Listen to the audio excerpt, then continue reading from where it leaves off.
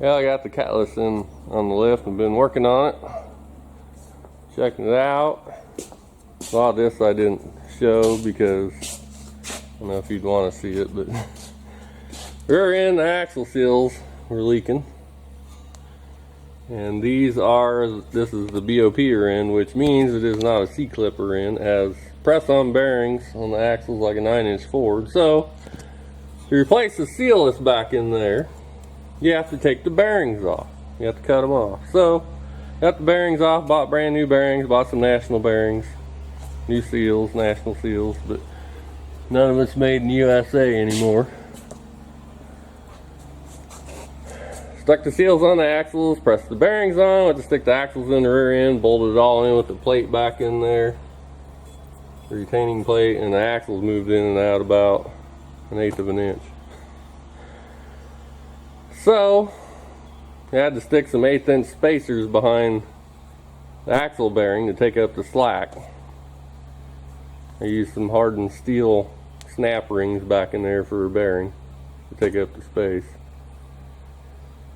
So that's done, the rear end's done, pan's back on, full oil, it has 273 gears in it, and talked to the owner. It had drum brakes on the front, talked him into putting some disc brakes on it, so I bought a kit off eBay from that place. I also bought a booster and a master cylinder in the proportioning valve.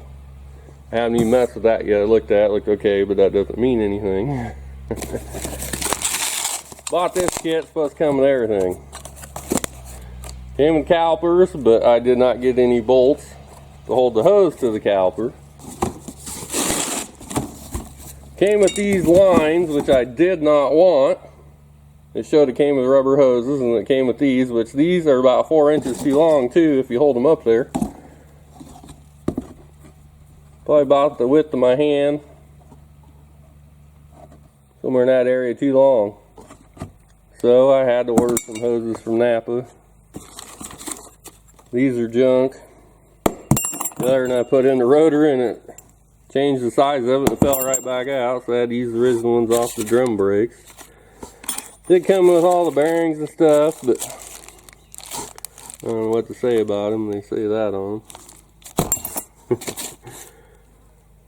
them. What else? Guess new rotors. There's a whole complete kit.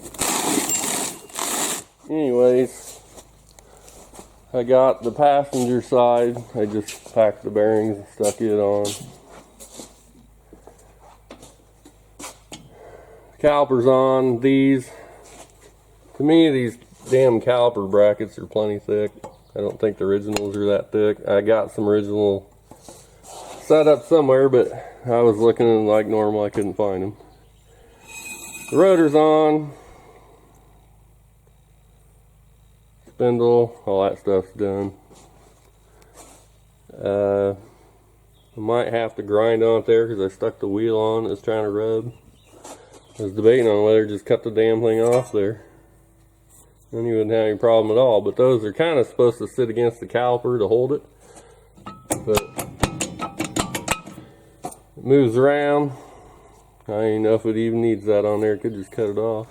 Haven't decided yet. Go over to this side.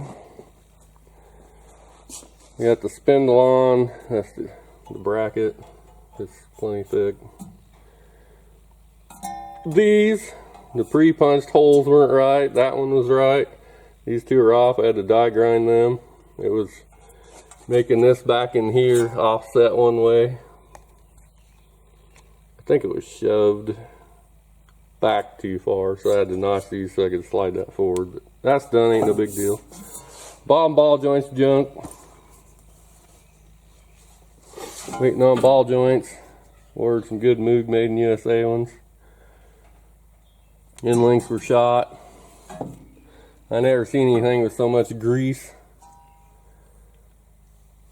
on the suspension. I scraped a lot of that off. That's the tie rod, if I can find it. Just grease, like, to me it looked like they greased it every other day. There's grease coming out everywhere. Probably a little dark, but That was just caked down in here. It was clear full of grease down in there. You probably see it better if I had a little bit better light, but don't have any light handy at the moment. Anyways, waiting on parts. Hopefully all the rest of this will go together good. But who knows? Like I say, I haven't even messed with the tire brake booster and the proportioning valve and all that stuff. So hopefully we can have the cutlass done here sometime soon.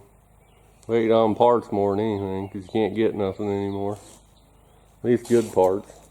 I'm picky about suspension parts. Would have been nice to stick factory stuff on, but I couldn't find anything close to where I'm at or reasonably priced. So we just bought new. Well, I finally got finished with the cutlass. It's done. And now I'm going to read off everything that I did to it. We got a big old list here.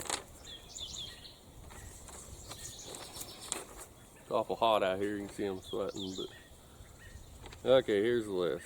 New plug wire dividers, a new ATI wire to run from the distributor to the fuse box, air cleaner gaskets, 2 of them. Put interior bulbs in it, 2 of them. Exterior bulbs, all the marker lights in the corners down there were bad. 1 taillight bulb was bad. 2 cans of carb cleaner, a can of stop leak for the engine to see if the rear main would quit leaking. I had to make an air cleaner adapter due to the ATI distributor being taller. The air filter wouldn't fit. So I had to raise it up probably 1/4 of an inch. New O-ring for the distributor. Bought some vacuum caps to plug off some deals on the carb so we don't have a vacuum leak. Bought a radiator flush kit, which is one of those deals you cut the hose and put in line. You can flush it. It had one on it and it was cracked, started leaking. New plug wires, and that was a joke. I bought plug wires for an Oldsmobile. They were too short. I went to a different parts store, bought some for a 455 Oldsmobile, which should be longer because the engine's wider and just a little bit taller. They're the same length as the ones I bought for 350, which wouldn't work. So I traded them for big block Chevy plug wires, which work perfect. So if you got an Oldsmobile, you should probably buy big block Chevy wires for it. I don't know if they would work on a big block Chevy or not, but lengthwise. 3 gallons of distilled water to put in the radiator. 3 gallons of antifreeze to put in the radiator. A new upper radiator hose, a lower radiator hose, carburetor kit, which was a joke. I always used to use Napa's Echelon carb kits because I always liked them, and that's what I bought, and I didn't care for it. It was missing a lot of stuff that should have been in it. New fan clutch, new distributor cap, new rotor for the ATI distributor. Had to buy wheel bearing grease for the wheel bearings. New axle seals for the rear, new wheel cylinders for the rear. Gear oil for the rear end, some silicone, and thread locker for the axle bearings and other stuff I worked on. New axle bearings.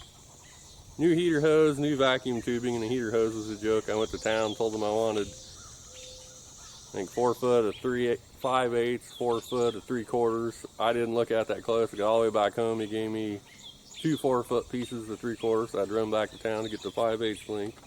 Or not 5/8 length, but 5/8 diameter. Put new ball joints in it. Brand new end links on it.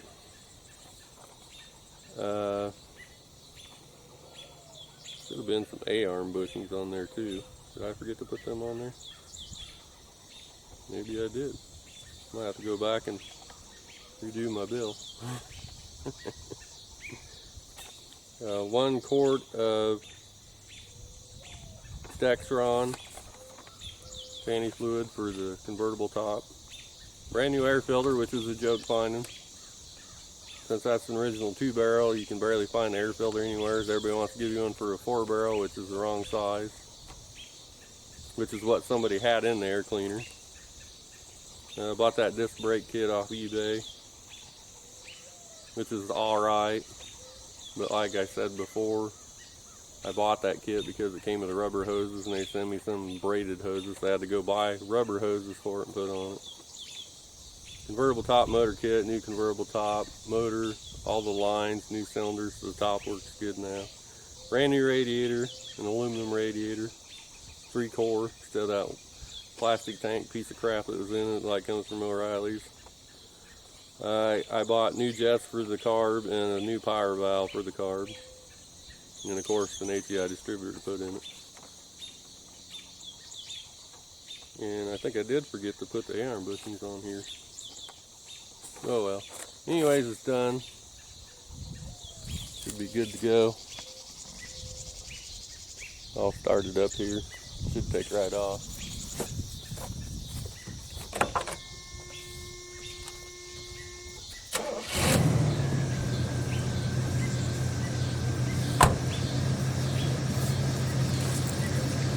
There she's running.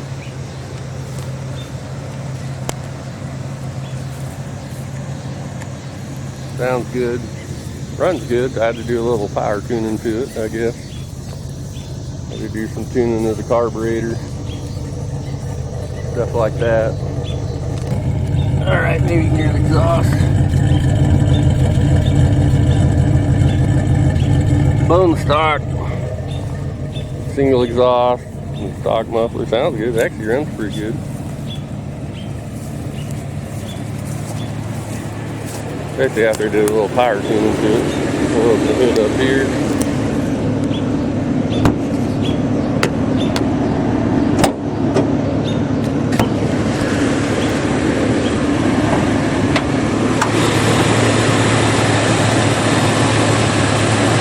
I did just clean it off. There's some water sitting on it. You can see under the hood. So I'm going to let it run for a little while here. And evaporate all that water off of it. A lot of miscellaneous stuff I did to it. Did have to redo this wire here. There's a wire there, it was bare. It runs over to here, and they had a heck of a mess. I don't know, somebody's messed with it before, and it looked like a rat's nest of wires.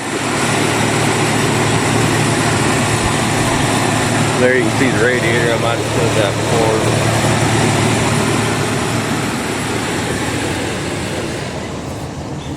Other than that, it should be good to go. Still need to kind of clean out the car a little bit. That box shouldn't be in here.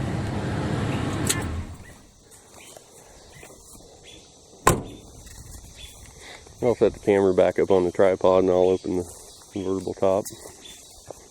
Y'all see it work. Alright, I'll run the top up and down.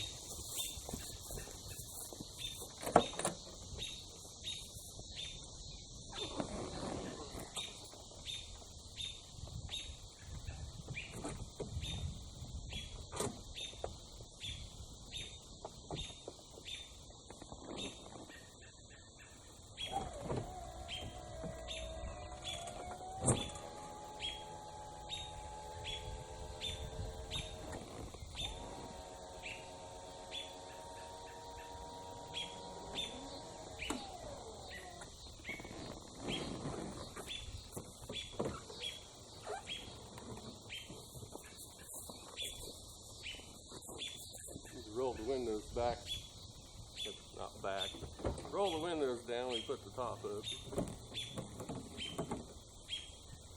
I'll leave that door open.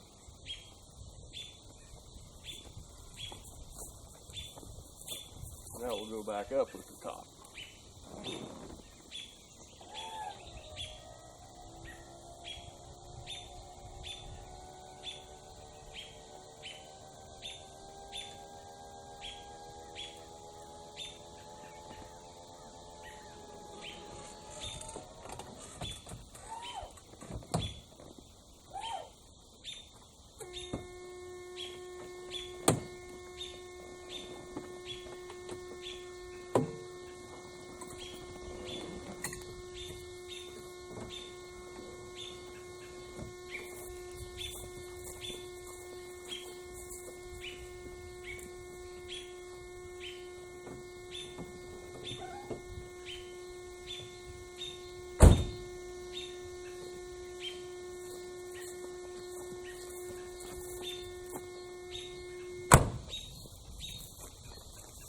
There you have it.